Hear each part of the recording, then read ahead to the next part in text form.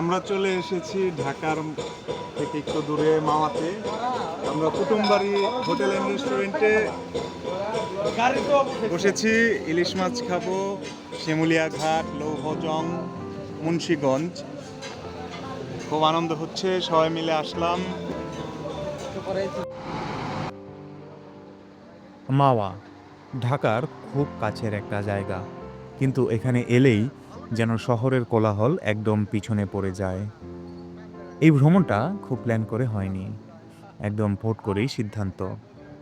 বড় ভাইয়েরা বলল, চলো মাওয়া যাই। ব্যাস, সেই থেকেই চলে আসা ঢাকা জেলার কাছেই মাওয়াতে। রাতের মাওয়া, পদ্মার পার, হালকা বাতাস আর চারপাশের সাদামাটা জীবন, সবকিছু মিলিয়ে অন্যরকম এক অনুভূতি। আমি এখানে নির্দিষ্ট কিছু ভিডিও করিনি, যা চোখে ভালো লেগেছে, মন ছুঁয়েছে, তাই ক্যামেরায় ধরেছি।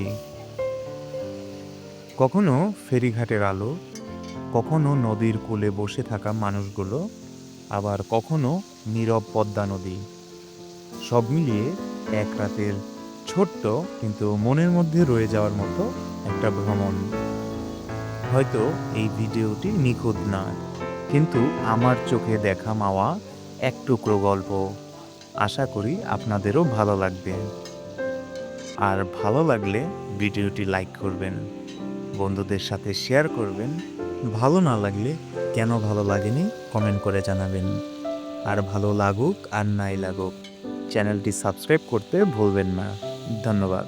আবার দেখা হবে নতুন কোনো এক ভিডিওতে।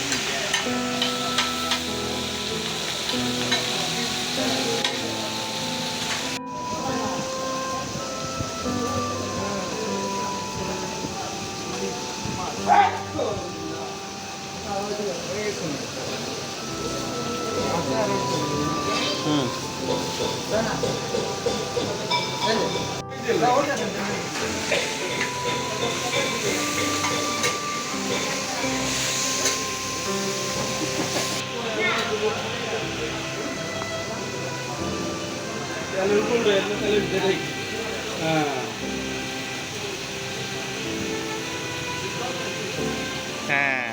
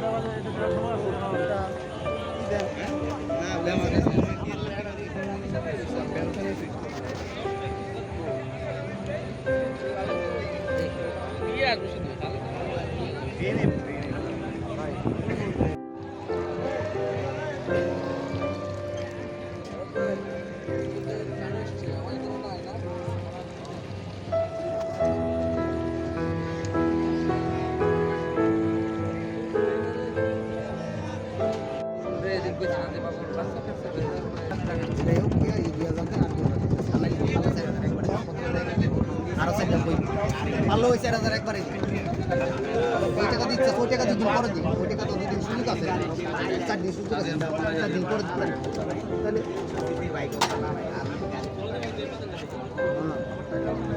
ওটা পানি বোতল দেন তো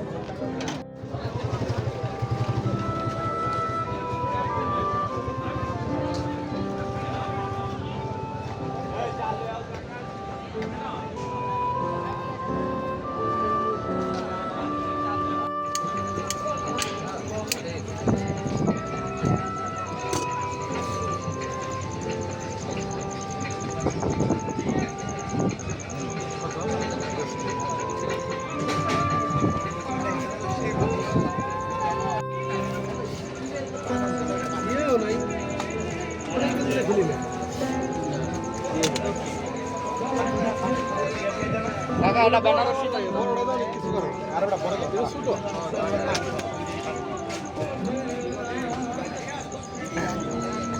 ভাই এটা বেনারসি একটু ভালো তুই ছোট করে দি তারপর ধরে এই করে লে দোকানের আছে এই দোকানটা দোকান এই এদিকে আয় ভাইয়া কি নি কমা লেট করে এক করে দেখুন তিন জায়গা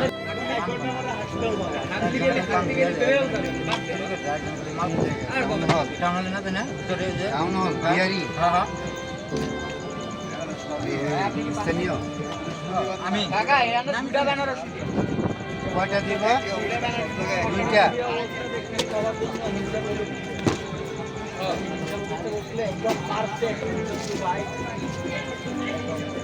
আমি একবার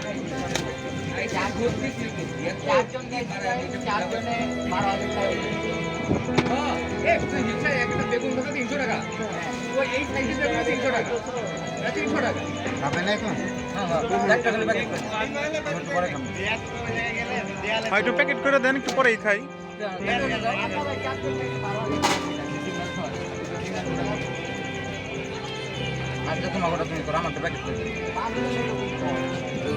একটু মিষ্টি বেশি নাকি আরে খাও আল্লাহর নাম না মিষ্টি কম আর বেশি আছে নাকি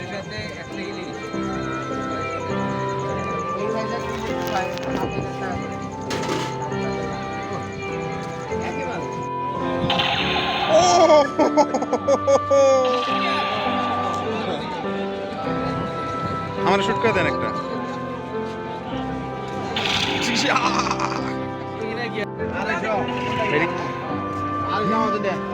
রানা ভাই লবেন নাকি এটা কামে লাগবো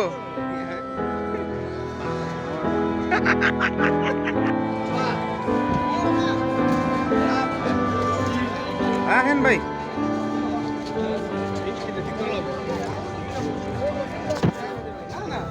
কোন দিকে পদ্মা রেস্টুরেন্ট দেখলাম